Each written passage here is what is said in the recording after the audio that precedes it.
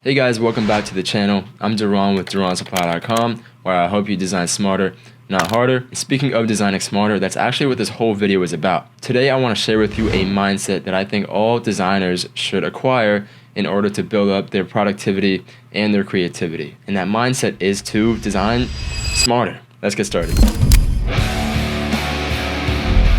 So you know the motto already, I've said it 1,000 times, it's on that poster back there, and you know I don't mean for that to come across as pedantic or anything. To design smarter is what I've based my brand around, but why? It's because that mindset brought me from where I was to where I am, and it juxtaposes two things that I believe desperately need juxtaposition, and that is art and logic. Way too many people, especially artists I've noticed, are stuck in that age-old mindsets and that kind of pseudoscience that is you are either left-brained or right-brained, you're either a logical thinker or a creative thinker. But I want to throw that in the dirt because it is wrong and it's misleading, and I just hate hearing people say that they can't even draw a stick figure, they're so right or left-brained or whatever, you know what I mean. So I just want to challenge that notion because I believe that logic and creativity are inseparably intertwined. And so rather than seeing them as two separate beasts, I want you to approach creativity in a logical way. Now, what the fuck does that mean, Duran? Hear me out here. Creativity is logical. I think that creativity is actually an evolution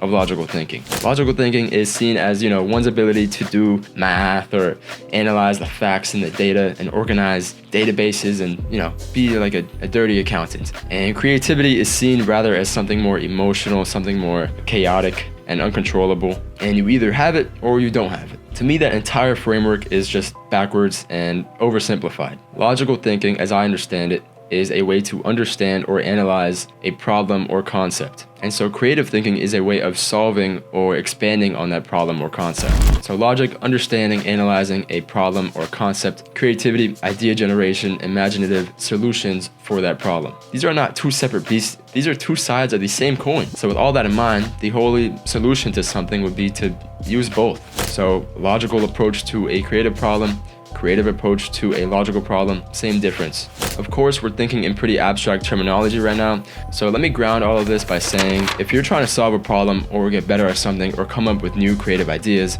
you have to understand the medium that you're working within. And to understand that something, you have to use logic. Say you're working on a project and you're stuck. You need a spark of creativity. By even being in that position, you're assuming two things. One, that your project is not creative, it's not artistically sound enough. And two, that there is a way to get it more artistically sound or more creative. And you'd be correct, there is a way. There's an entire framework and apparatus detailing the principles of art and design, things that we've found consistently work time and time again for hundreds and thousands of years. Enough so that we've compiled some sort of a database or a set of rules for what looks good. That would be considered very logical, wouldn't it? So creativity isn't just a mess of, your emotions coming down onto a paper and that's the whole of it. Creativity requires grounding, a logical framework, a vehicle for these emotions to pass through so that you can create something, actually good in an artistic sense. Of course, this isn't all set in stone, but it's a great starting point for this conversation here. So to continue, for this project that you're working on and you're stuck on, you probably go find some inspiration within the principles of design, whether that be directly, looking at the actual principles of design, or maybe indirectly, you're looking at pieces of inspiration that you've gathered for this project that leverage those principles of design in a way that you like for this specific project. So you have to understand those concepts to see what is missing in your artwork and then go about, fixing that. That's a very logical process. Not much different from, say, doing a math problem. And in this math problem, you get the wrong answer. So you go and review, the logical concepts and foundations for whatever brand of math that is so that you can come to the correct solution. The only difference creatively is that there are many solutions. And that's one of the only parts where creativity sort of breaches from its logical counterpart. For just a moment here, let's consider Einstein, the genius mathematician, looked like a rock star, that guy. So obviously a generational intellectual talent, but also wildly creative and imaginative. And that's how he came up with so many world-changing, not only scientific, but also imaginative and creative ideas and theories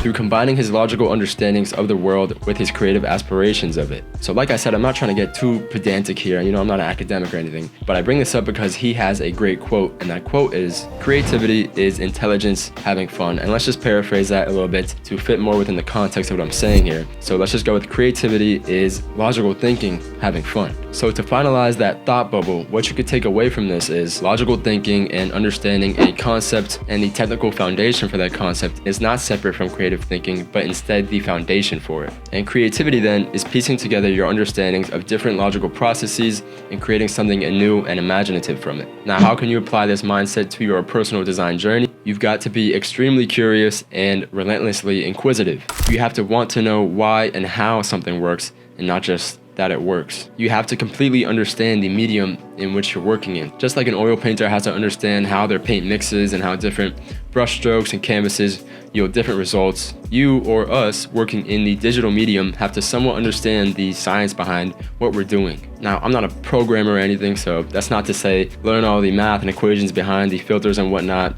Just like an oil painter doesn't have to know the chemistry behind what they're doing. It's cool, but it's slightly overkill for our purposes here. So I just want you to learn the why, not just screen blending mode makes my texture look like this and multiply makes it look like this, but why does it do that? I want you to analyze. So like, oh, it looks like the screen blending mode is isolating the darker parts of the layers below and then applying the lighter parts of this layer to the layers below. That's obviously quite the simple analysis, but that's all it really takes to start understanding the technical side, which will kind of glue your creative ideas together. Don't just threshold your image and go, wow, that made it black and white. You want to learn the why of that. So how threshold looks at every pixel, turns it either to black or white depending on the threshold level. And that's even speaking more to the technical side of it, considering Photoshop and all, but you can even apply these concepts to, like I said earlier, the principles of art and design. So you can analyze your artwork as a whole with that same mindset. And once you know the why and the technical side of things, I promise you, you will open yourself up to a whole nebula of expanded creativity. Once you broaden your understanding of the foundational concepts of something, your creative senses, your emotions now have a much more equipped toolbox and vehicle to express themselves through. Now, quick disclaimer, this is just what I think. This is how I approach things and how I approach my work. It is not fact or gospel. This is just my 2 cents on the topic. Now, I'd love to spark more conversation on this, so let me know your thoughts in the comments, and if you learned something or this helped you view something in a different light, hit that like button, hit that subscribe button. I post videos like this every week. Don't forget to check out duransupply.com. I've got plenty of Photoshop tools and assets to help you design smarter. I'll see y'all in the next one. Peace out.